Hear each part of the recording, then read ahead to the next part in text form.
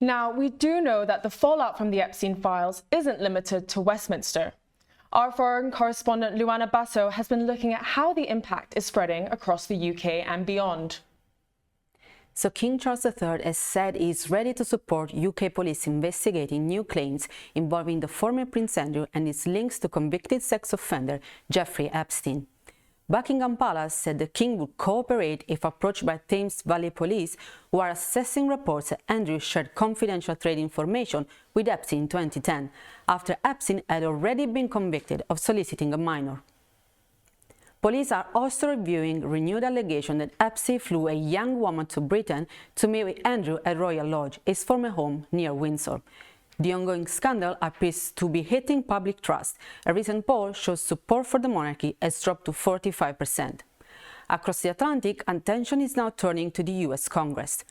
Ghislaine Maxwell, a British citizen and Epstein's former partner, has refused to answer questions from lawmakers during a House Oversight Committee deposition. Maxwell, who is serving a 20-year sentence for sex trafficking, repeatedly invoked her Fifth Amendment right against self-incrimination during a video call from a federal prison in Texas. However, through her lawyer, she indicated she would be willing to testify if President Donald Trump were to grant her clemency. Her attorney also said Maxwell would testify that neither Trump nor former President Bill Clinton did anything wrong in their connections to Epstein. Both men are known to have spent time with Epstein in the 90s and early 2000s, but neither has been credibly accused of wrongdoing. But the files show Epstein's influence extended far beyond the UK and the US.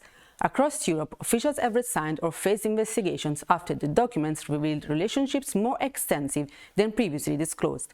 In Sweden and Slovakia, senior figures have stepped down, while in Norway, prosecutors have opened a corruption investigation into a former prime minister. And finally, the fallout is now being felt beyond politics.